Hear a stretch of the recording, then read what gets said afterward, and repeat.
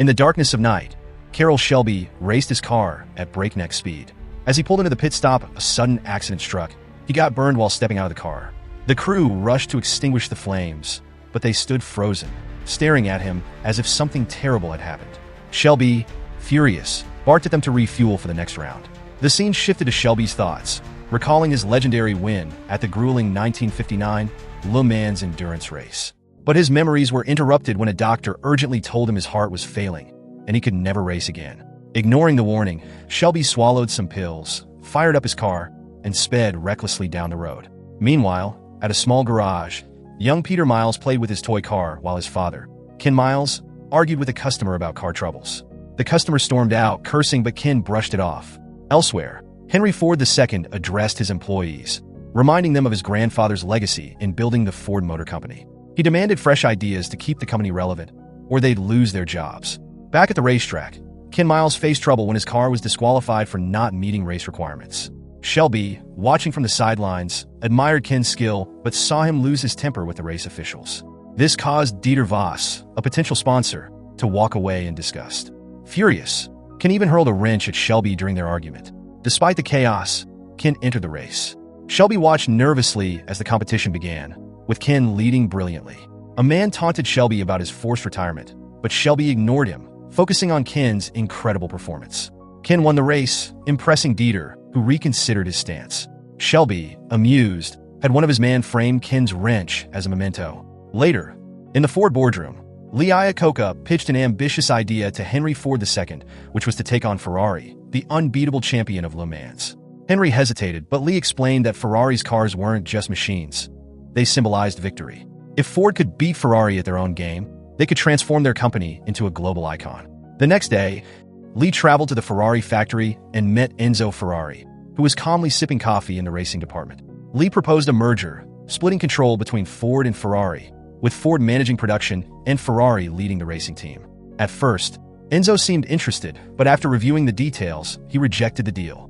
He insulted Ford's company, calling them unworthy. Later, news broke that Fiat had purchased Ferrari, and Henry Ford II was furious. He asked Lee about the insults and, determined to restore Ford's pride, ordered him to find the best engineers and drivers to build a race car that could defeat Ferrari at Le Mans race. The following day, Lee approached Carroll Shelby. Henry wanted Shelby to lead the project and create a car capable of winning the 24-hour race. Shelby explained that Ferrari was nearly impossible to beat, but hinted he knew someone who could help: Ken Miles. That evening, Shelby met Ken to pitch the idea. He told Ken they needed to design and build a car within 90 days. Ken laughed, doubting Ford would allow such freedom. Shelby, however, remained confident and urged Ken to attend the Mustang launch on Sunday to hear about the race program. When Sunday arrived, Ken and his son Peter attended the event. Shelby made a grand entrance, landing in a jet on the runway, ignoring Lee's instructions for his speech. On stage, Shelby passionately spoke about Ford's partnership going wrong as it meant nothing, and also their mission to conquer Le Mans. Ken listened but abruptly walked out, uninterested. Later, as Ken arrived home, he noticed Shelby waiting for him outside. Shelby invited him for a quick ride, promising to show him something important. At the airport, Shelby revealed the Ford GT40 Mk1, a high-performance racing car. Ken inspected it carefully, pointing out flaws, but curiosity got the better of him. He climbed into the car and pushed it to its limits on the runway. After a thrilling ride, Ken admitted the car had potential but still noted issues. Shelby pressed him, asking if he saw anything else that could be improved. Soon after, Ken started working with Shelby. He tested the race car tirelessly, identifying parts that needed improvement for the GT40. Meanwhile, Shelby spoke to Leo Beebe about Ken's skill, emphasizing his talent as both a mechanic and racer. But Beebe wasn't convinced and expressed doubts about Ken. At the factory, Ken passionately discussed upgrades for the GT40 with Shelby. Suddenly, Shelby informed Ken that he wouldn't race at Le Mans because Ford didn't consider him the right image for their brand. Ken was stunned but kept working on the cars, listening to the Le Mans race on the radio. Frustration built as he noticed flaws in Ford's racing car design. At Ford headquarters, Shelby presented his progress to Henry Ford II. He explained that even though Ferrari was ahead in the current competition, Ford's cars were closing the gap and becoming a threat to Ferrari's dominance. This impressed Henry, who finally trusted Shelby to lead the project. Later, Shelby visited Ken outside his house to share the good news. They would be building the GT40 together again. Ken listened quietly, but then punched Shelby in the face. The two began brawling on the street while Molly, Ken's wife, sat nearby. calmly watching the chaos. After the fight ended, she brought them sodas. As days turned into weeks, Ken and Shelby worked relentlessly, fine-tuning the GT40. Ken tested the car repeatedly, pushing it to its limits. One day, while testing, Ken's brakes failed and the car exploded. Miraculously, Ken survived the crash, though it left everyone shaken. Determined to solve the problem, Ken suggested designing a new assembly. Phil, the engineer, had a different idea, replacing the entire braking system, including the rotors. Ken agreed, ensuring the car would be safer and faster. Later, Shelby checked on Ken's condition, but Ken cut him off, demanding to know what Shelby really wanted to say. Shelby admitted that BB was still trying to control everything, but he urged Ken to trust him.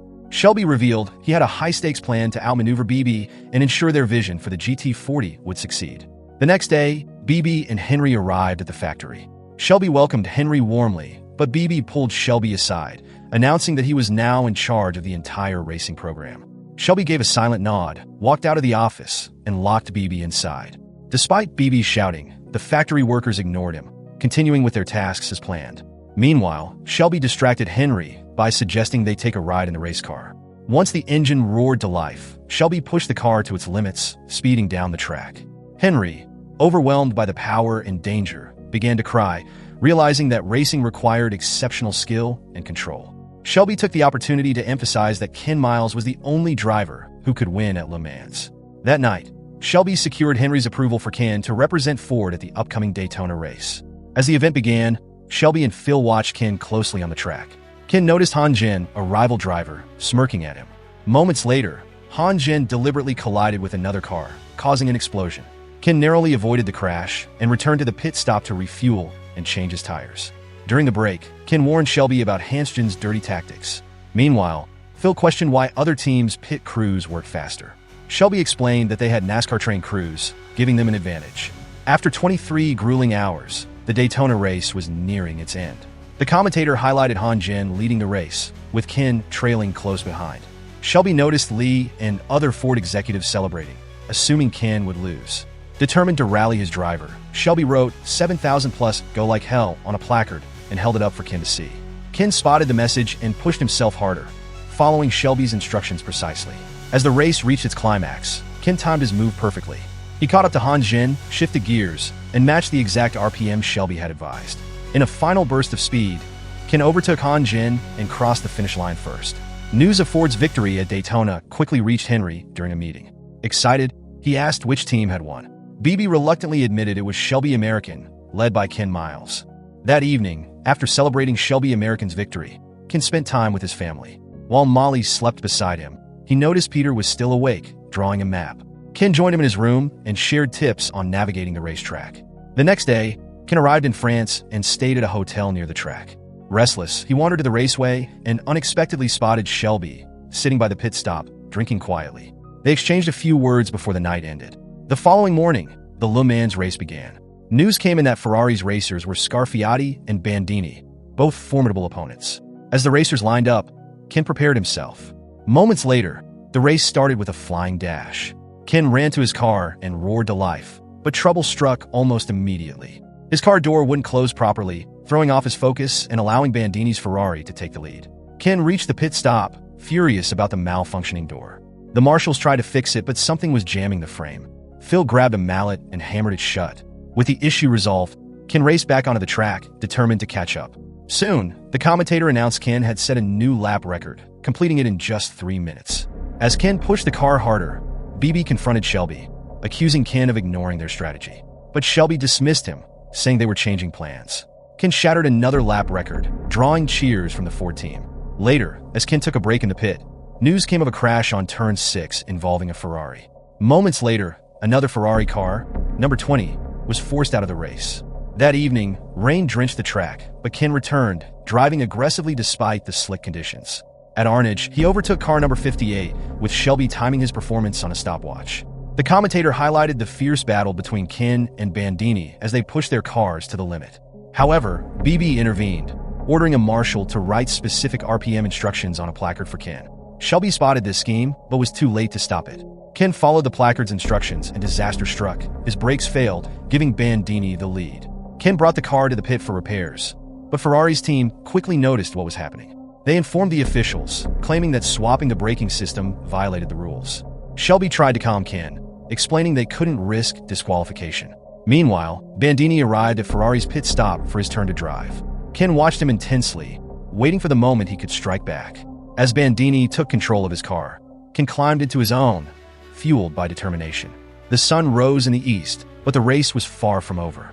Ken pushed his car to the limit, overtaking Bandini twice to secure the lead. Shelby, watching intently, asked about Ferrari's position. The team confirmed that Ferrari was finished, and all 3 Ford cars, including Ken's, were dominating the race. When Henry Ford II arrived at the track, BB saw an opportunity. He suggested creating a historic photo finish by lining up all 3 Fords to cross the finish line together. Henry agreed, and BB eagerly informed Shelby. Furious, Shelby told BB to respect Ken's efforts, but BB insisted, saying this moment was what Ford wanted. Shelby relayed the message to Ken, making it clear the decision was entirely up to Ken. With the race nearing its end, Ken had already broken records and virtually secured first place. But he made a choice. He slowed down, allowing the other Ford cars to catch up, and together they crossed the finish line in formation. However, what was meant to be a historic moment turned into a heartbreaking twist. Ken learned that McLaren was declared the winner due to a technicality. Since McLaren's car started farther back, it technically traveled a greater distance. Ken was placed second. Shelby accused BB of deliberately robbing Ken of the victory. Despite the disappointment, Ken thanked Shelby for the chance to race at Le Mans. From afar, Enzo Ferrari, recognizing Ken's incredible performance, tipped his hat to him. A powerful and iconic moment. Later, Shelby apologized to Ken for asking him to slow down, but Ken reassured him, saying he had promised him the drive, not the win. 2 months later, while testing the J car at Riverside International Raceway, Ken's brakes failed, causing a deadly crash leading to Ken's death. Shelby was devastated. 6 months after the accident, he visited Molly and Peter, handing Peter the wrench Ken had once thrown at him, a reminder of their bond and Ken's spirit. Shelby mourned Ken's loss deeply. Finding another racer like him seemed impossible. Yet, Shelby's legacy grew. He became one of the most celebrated sports car designers in history. As for Ken, his name was forever honored in the Motorsports Hall of Fame.